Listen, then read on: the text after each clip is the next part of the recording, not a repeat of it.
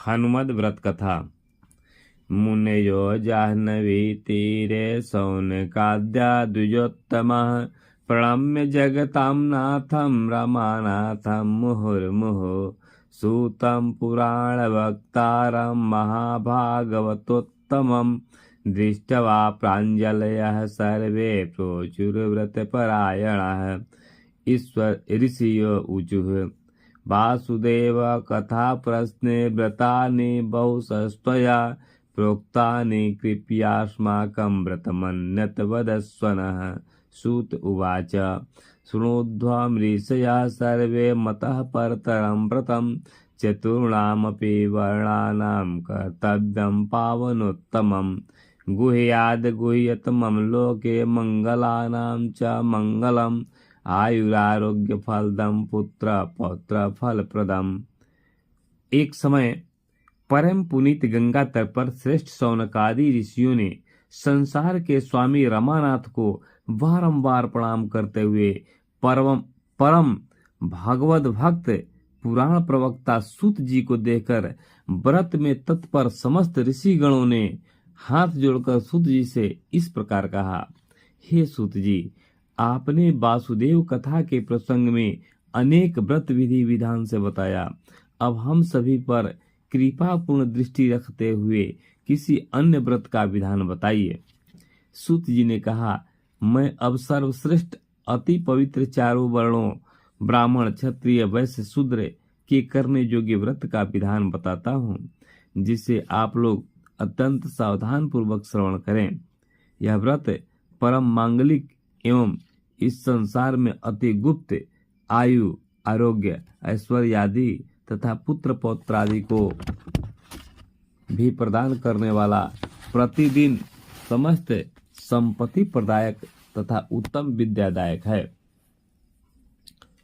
संपत्करं प्रतिदिनं विद्याप्रदमनुत्तमं कदाचिद भगवान व्यासः सशिष्यैर्दयानिधि युधिष्ठिरं द्वैतवने द्रष्टुमभ्यागतो हठात् निर्वैरं मृगसंकीर्णं सुपुष्पफलवृक्षकं स पञ्चमपि काकीर्ण सळजशिखी संकुलं श्रुता अध्ययन सम्पन्नैर्यज्वाभिर्बहु वेदिभिः पुत्र पौत्रे परिवृत्ते कलितं ललितं ततं शास्त्र व्याख्यान चतुरैर्वेद घोषोपशोभितं महाभागवतोद्गीतं लीला हरिकथाश्रयं नित्यानन्दाननिलयं अस्तुत्यं सर्वाश्रमेषु च।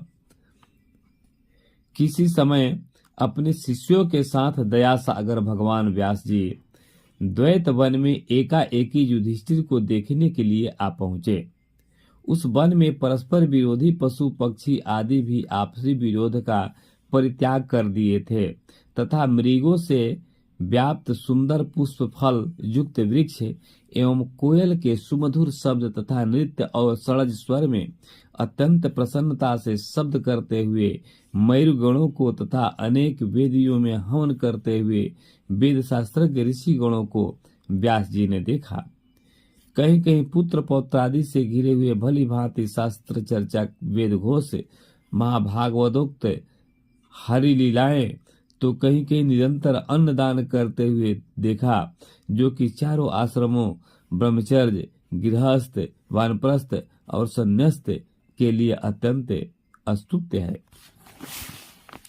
सानुजं सकलत्रं च तत्रापश्यद युधिष्ठिरं कृष्णद्वैपायनं सोऽपि श्रुत्वाभ्यागतमादरात् अतिदूरं च निष्क्रम्य पुरस्कृत्य सः अनुजय एकान्तसदनं नीत्वा निविष्टं पर्यपूजयत् द्रौपदी रचितां पूजामुररीकृत्य स द्विजः सादरं कुशलं धर्म पप्रच्छेन्द्र यथा गुरुः। वेदव्यास उवाच भद्रं खलु महाराज कुशलम खलु पार्थिव आस्ते खलु महावीर सुखमेव वृकोदरः धनंजय सुखी चैव यमौ च सुखिनावुभौ संपादितं पाशुपतं दिव्यमस्त्रं किरीटिना। उस समय कृष्णद्वैपायन युधिष्ठिर को अपने भाई एवं पत्नी सहित व्यास जी ने देखा। जिस समय युधिष्ठिर ने भगवान वेद व्यास का आगमन सुना, उस समय उस स्थान से दूर जाकर अपने भाइयों के साथ एकांत गृह में व्यास जी को ले जाकर अत्यंत आदर पूर्वक सिंहासन पर बैठाते हुए पूजन किया। उस समय भगवान वेद व्यास जी ने द्रौपदी द्वारा पूजा को स्वीकार कर जिस प्रकार इंद्र के सादर कुशलता का समाचार बृहस्पति ने पूछा था, उसी प्रकार ब्राह्मणों से घिरे हुए धर्मराज युधिष्ठिर का कुशल समाचार अत्यंत आदर के साथ पूछा। व्यास जी ने कहा, हे महाराज, पृथुपुत्र युधिष्ठिर जी, आप तथा महाबली वृकोदर अर्थात भीम एवं धनंजय अर्थात अर्जुन और दोनों जुड़वा भाई अर्थात नकुल और सहदेव कुशल पूर्वक तो हैं, और क्या अर्जुन ने दिव्य पशु पतास्त्र प्राप्त किया? हे महाराज, संपत्ति का निधि स्वरूप अत्यंत गुप्त एक व्रत का मैं निरूपण करता हूँ, जिसे आप सावधान पूर्वक सुनिए। इस व्रत को करने पर निश्चित ही नष्ट राज शीघ्र प्राप्त होता है। अन्याद गुह्य तमं वदत शृणु तन्मम अस्ति व्रतं महाराज केवलं संपदालयम् कृते चास्मिन् व्रते शीघ्रं भवद राज्यागमो भवेत्। धर्मपुत्र उवाच किं नाम प्रथमाहतम्यमैश्वर्यं तस्य कीदृशं देवता तत्का प्रोक्ता को विधि पूजनं कथं कस्मिन् मासे च कय पूर्वव्रतमाचरितं प्रभो इदानीमेव तत् कुर्या यदि शीघ्र फलप्रदम् इत्थं त्वया अति दुःखार्त्रे कृपा चिन्मयी सानुजे भवादृशानां मातां बान्धवो न अपरा कचित्। युधिष्ठिरेण स मुनिः स विश्वासमुदीरितः प्रत्युवाच अस्मरश्चित्तते हनुमन्तं मुहुर्मुहुः। युधिष्ठिर ने कहा कि हे प्रभु, इस व्रत का नाम महात्म्य, ऐश्वर्य, देवता एवं विधि तथा पूजन किस प्रकार किया जाता है तथा किस मास में यह व्रत करना चाहिए, यह बताने की कृपा कीजिए। साथ ही साथ यह भी निरूपण कीजिए कि इस व्रत को पूर्व में किसने किया था। यदि आपके कथनानुसार यह व्रत शीघ्र फलदायक है तो क्या मैं इसी समय इस व्रत को करूं? कारण कि भाई सहित मैं अत्यंत दुखी हूँ, अतः आपकी मुझ पर विशेष अनुकंपा है और आप जैसा हित चिंतक मेरा और कोई नहीं है। इस प्रकार युधिष्ठिर ने अत्यंत विश्वास पूर्वक भगवान वेद व्यास जी से कहा। तत्पश्चात अपने चित्त में श्री हनुमान जी का बारंबार स्मरण करते हुए व्यास जी ने इस प्रकार कहा। व्यास उवाच शृणु राजेन्द्र तन्नाम हनुमद व्रतमद्भुतम् उच्चारणादेव तस्य कार्य सिद्धिर्न संशयः। दुष्टग्रहोच्चाटनं च महाज्वरे निवारणम् अलम हि बहुभिर्वाक्यैरभीष्टदमिति स्मृतम्। पुरा हि भगवान कृष्ण पांचाल्या पार्थितो भृशम् आचेचच्छे व्रतमिदं सविशेषं हनुमतः। तत्प्रभावादेव लब्धास्त्वया परम संपदः कदाचिदपि पांचाल्या कंठमस्थं व्रतोदोरकम्।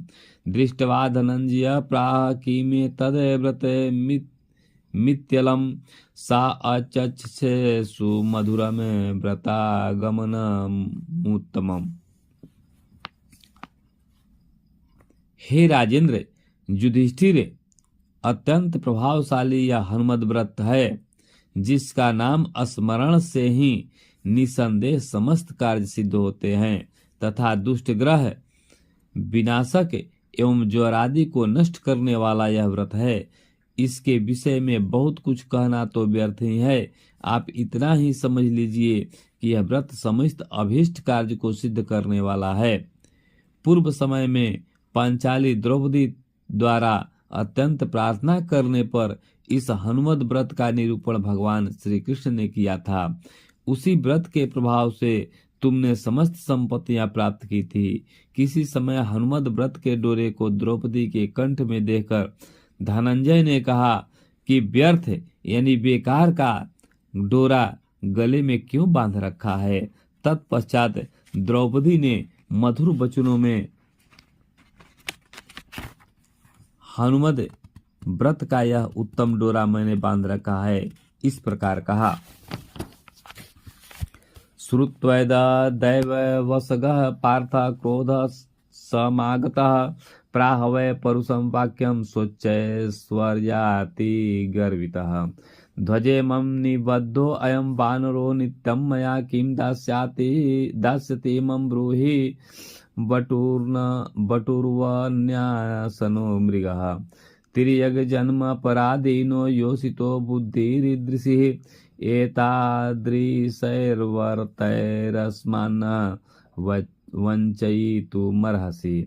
इत्युक्ता सा अति दुःखार्ता प्राह तथ्यं धनञ्जयं भो राजन सुकुमारेण आख्यातं मम सुप्रियम्। जगन्नाथेन कृष्णेन तथा तस्मान् मया धृतम्। अर्जुन उवाच दुःशीलेच्छद्मना तुभ्यं तेन हास्यात् समीरितम्। इस प्रकार द्रौपदी के वाक्य को सुनकर दैववशात अपने ऐश्वर्याभिमान में चूर अत्यंत क्रुद्ध होते हुए अर्जुन ने अति कठोर वाक्य द्रौपदी से श्री हनुमान जी के विषय में कहा कि अरे, यह बंदर तो निरंतर हमारे रथ की ध्वजा पर लटका हुआ है। यह तुम ही बताओ कि क्या सखा मृग, जंगली फलों को खाने वाला बानर समस्त संपत्ति प्रदान करा सकता है। कारण कि स्त्रियों की बुद्धि तो बानर आदि तिर्यक जोनियों के अधीन है, अतः तुम इस प्रकार के व्रतों से मुझे ठग नहीं सकती।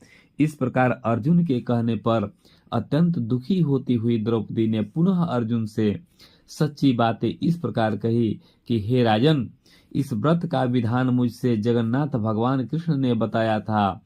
उनके कथनानुसार ही मैंने इस डोरे को धारण किया। इस प्रकार द्रौपदी के वाक्य को सुनकर अर्जुन ने कहा, अरे दुष्टे, उस कपटी कृष्ण ने तुमको ठग लिया और हंसी मजाक में तुमसे इस प्रकार व्रत एवं डोरा बांधने के लिए कहा। मन्निबद्धयस्य तस्यैव मदधीनस्य दासवत् पूजा तेन कथं प्रोक्ता दुष्ट चित्तेन विष्णुना। पतिव्रता न च त्वं वै पतिवाक्य परायणः त्याज्यं तद्दोरकं ते तु व्रतमप्युत। इति रीतेय संत्रस्ता पतित्वात् पतिदेवता त्यक्त्वा तु दोरकं तत्र न्यस्तं चोद्यान मध्यस्मे। ततः सकल संपत्तिर्यथा गते गातदा भवद्भिरीदृशं प्राप्त मायासाद वन सेवनम्। त्रयोदश ग्रंथि युक्तः दोरस्योल्लंघनेन वह भोक्तव्यं तत्फलं सौख्यं वत्सरश्च त्रयोदश। मेरे द्वारा ही अधीन वह कृष्ण सेवक के समान है, तो भला अत्यंत दुष्ट कृष्ण ने हनुमान जी की पूजा करने के लिए तुमसे किस प्रकार कहा। तुम तो अति पतिव्रता सती साध्वी हो, अतः तुम्हारे लिए पति के वाक्य का परित्याग करना उचित नहीं। एतदर्थ इस हनुमत व्रत के अंगभूत धारण किए हुए इस डोरे का तुम अति शीघ्र परित्याग कर दो। इस प्रकार पतिदेव अर्जुन के कहने पर भयभीत होती हुई द्रौपदी ने उस डोरे को कंठ से उतार कर फेंक तो नहीं दिया, अपितु बगीचे के मध्य सुरक्षित रख दिया। हे युधिष्ठिर, इस प्रकार अर्जुन द्वारा आज्ञा प्राप्त होने से उस डोरे को अपने कंठ से निकाल देने के कारण ही आपने अनायास वनवास प्राप्त किया और आपकी समस्त संपत्ति जिस प्रकार एकाएक ही प्राप्त हुई थी उसी प्रकार सहसा नष्ट हुई। 13 ग्रंथि युक्त इस डोरे का अपमान करने से ही 13 वर्ष अत्यंत वनवास भुगतना पड़ा। यदि इसे धारण किए होते तो 13 वर्ष पर्यंत अवश्य में वो सुख का उपभोग करते। इत्येतत् सकलं श्रुत्वा कृष्णा सस्मार तद्व्रतं सत्यमित्याहं सर्वेषां पतीनां पुरतस्तदा। व्यास उवाच अपरं श्रोतुमिच्छामि चेति हासं वदामि ते। पुरा हि राघव सीतां द्रष्टुं कामः स लक्षणः। ऋष्यमुखमुपागम्य हनुमन्तं ददर्शः। स सुग्रीवेण तेन असौ राम सख्यं चकारः। हनुमद उवाच राम राम महाबाहो यद् वच्ये शृणु तद्वचः। भक्तस्य तव मे राम कार्यातुरवसेरितः। अहं पुरा मघवता ब्रजेण हनुताड़ितः। इस प्रकार व्यास जी की बात सुनकर द्रौपदी को उस व्रत का स्मरण हो आया और उस समय अपने 5 पतियों के आगे द्रौपदी ने कहा कि भगवान व्यास जी ने उक्त बात सत्य ही कही। पुनः व्यास जी ने कहा, है युधिष्ठिर, इस हनुमद व्रत विषय कथा श्रवण करने की तुम्हारी इच्छा हो तो मैं और भी एक इतिहास कहता हूँ, उसे सावधान पूर्वक श्रवण करो। एक समय लक्ष्मण के साथ मर्यादा पुरुषोत्तम भगवान रामचंद्र सीता की खोज करते हुए जिस समय ऋष्यमुख पर्वत पर आए, उस समय वानरराज सुग्रीव के साथ हनुमान जी को देखा और राम के साथ हनुमान ने मित्रता की। हनुमान जी ने कहा, हे महाबाहु राम, मैं जो बात कहूंगा उसे आप सावधान पूर्वक श्रवण करें, क्योंकि वास्तविक में तो मैं आपके कार्य करने में अत्यंत आतुर एवं परम भक्त हूँ। किसी समय देवराज इंद्र ने मेरी हनु अर्थात दाढ़ी पर वज्र का प्रहार किया। तदा प्रभृति हनुमानीति ख्यातो अस्मि भूतले। तदा मां मूर्छितधम दृष्ट्वा पीता मे वायुरब्रवीत्। यतो निपातितं पुत्र इति क्रुद्धस्ति रोदधे। तदा ब्रह्मादयो देवा साक्षात् भूत्वा वदन्तिः, आञ्जनेय चिरञ्जीव त्वमेव पराक्रमः। अशेष राम कार्याणि साधय त्वं कपीश्वरः।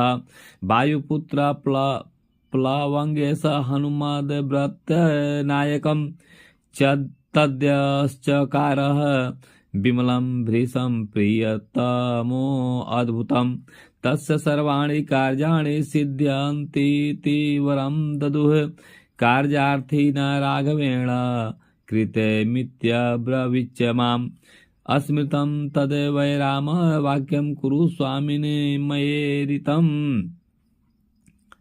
तभी से तो लोक में मैं हनुमान इस नाम से प्रसिद्ध हुआ।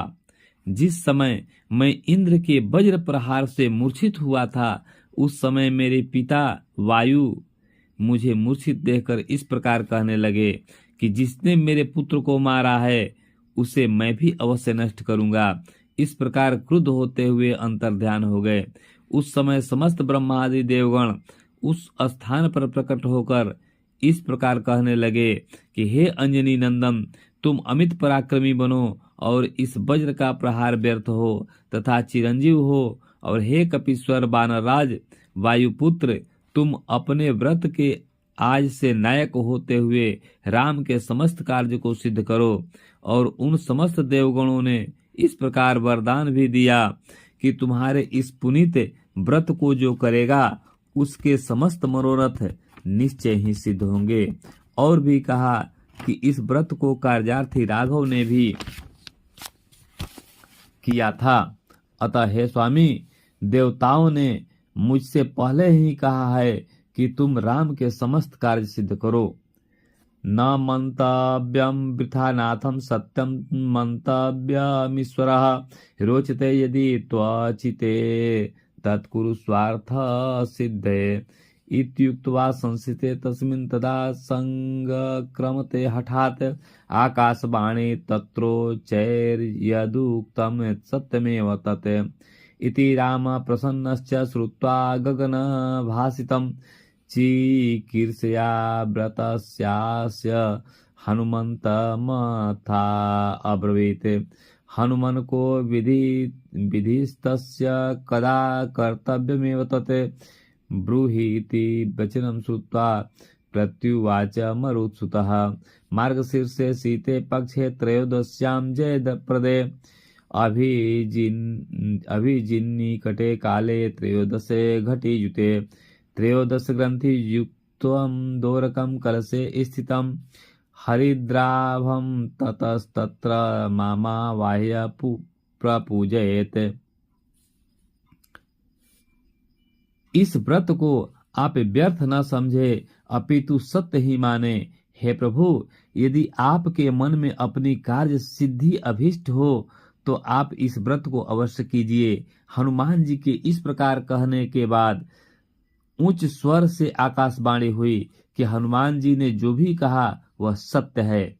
ऐसी आकाशवाणी सुनकर भगवान राम ने अत्यंत प्रसन्न हो इस व्रत को करने की इच्छा से पुनः हनुमान जी से इस प्रकार कहा, हे हनुमान, इस व्रत का विधान तथा किस समय इस व्रत को करना चाहिए इसे बताने की कृपा करें। भगवान राम के उपर्युक्त वचन को सुनकर मारुति नंदन हनुमान ने इस प्रकार कहा, मार्गशीर्ष अर्थात अगहन शुक्ल पक्ष अर्थात अंजुरिया त्रयोदशी तिथि यदि 13 घड़ी युक्त हो तथा शुभकारी अभिजित नक्षत्र भी हो तो उस दिन 13 गांठ युक्त पीले डोरे को कलश में रखकर ओम नमो भगवते वायुनंदनाय इस मंत्र से आवाहन कर पीले गंध पुष्प एवं अन्य पूजन सामग्री से मेरा पूजन करें। पीत गंधम पीत पुष्पम पीत द्रव्यम विशेषतः नमो भगवते वायुनंदनायेति मंत्रतः ओंकारेणा अनेन पूजां कुर्यात् षोडशयत्नतः सोपचारं ब्राह्मणाय दद्याद वायनमुत्तमं त्रयोदशा अपूपमात्रं गोधूमानं प्रदापयेत् स दक्षिणां स ताम्बूलं ब्राह्मणान् भोजयेत् तदा प्रारम्भे त्वया कार्याणि सिद्धयन्त्येव न संशयः तावत् कर्तव्यमेतदेव यत्नतश्च त्रयोदशः उद्यापनं तथा न्यायं कुर्यात् कलशवस्त्रकः सम्पूर्णमपि चेत्युक्तमित्युक्त्वा वीररामः रामो अपि स सुग्रीवसानुजस्तच्चकारः कार्यसिद्धिरभूतस्य सुग्रीवश्च विभीषणः।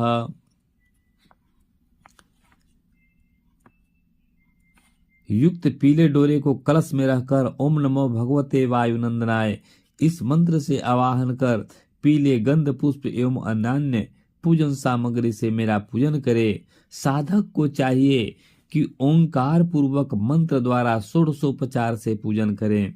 गेहूं के आटे का तथा 13 मालपुआ तांबुल अर्थात पान और दक्षिणा सहित वायन अर्थात छितनी में रखकर ब्राह्मण को दें एवं यथेष्ट भोजन भी करावें। हनुमत व्रत के आरंभ में इस प्रकार करने से निसंदेह साधक के समस्त कार्य सिद्ध होते हैं। जब तक 13 वर्ष पूर्ण न हो तब तक इस व्रत को प्रयत्न पूर्वक करें। 13 वर्ष के बाद कलश वस्त्र आदि द्वारा विधि विधान से इस व्रत के उद्यापन करने से यह व्रत पूर्ण होता है। इस प्रकार हनुमान जी ने भगवान रामचंद्र से कहा। लक्ष्मण, विभीषण एवं सुग्रीव के साथ राम ने भी इस व्रत को किया। जिससे उन सभी की कार्य सिद्धि हुई।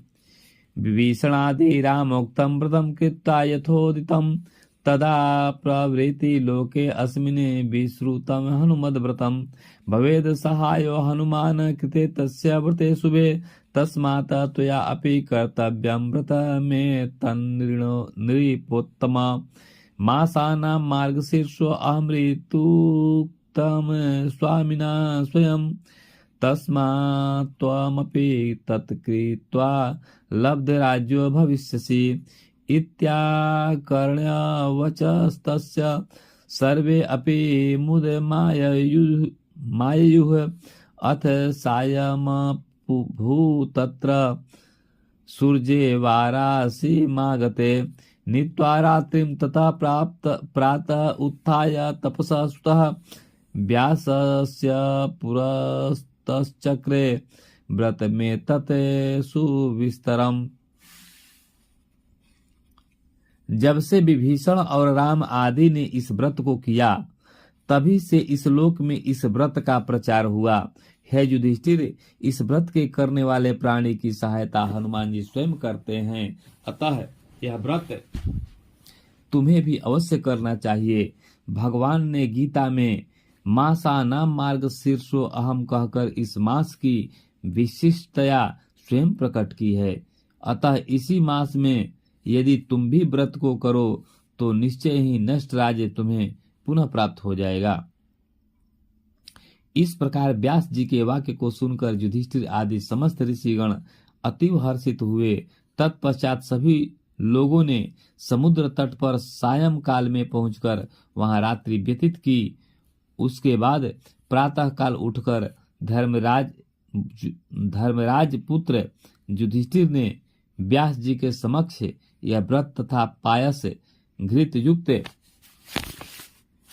हवि आदि से होम करते हुए मूल मंत्र ओम नमो भगवते वायुनंदनाय द्वारा व्रत के अंगभूत हनुमान जी का पूजन एवं उद्यापन द्रौपदी के साथ किया। उद्यापनम तथा होम सघृतम पायसय शुभय मूल मंत्रोक्त सूत्रेण व्रतांगम करोत्ततः साक्षादनुमतः पूजा पांचाल्याः सह कल्पिता अथ संवत्सरे अतीते पांडवो राज्यमाययौ तस्मात् कुरुध्वं मुनयो व्रतानाम् उत्तमं व्रतम् इति कृत्वा भवन्तश्च प्राप्ताभीष्टा मनोरथा ते अपि चक्रर यथा न्यायं व्रत में तत् सुमंगलम् इति श्री हनुमत कल्पम लिखितम् यस्य व्यस्मनि कृते व्रते च यत् पुण्य तत् पुण्यं फलमश्नुते पठते यो हनुमत कल्पम यः शृणुयान्नरः या च वेद यस्तु सद्भक्त्या स संपूर्ण मनोरथः।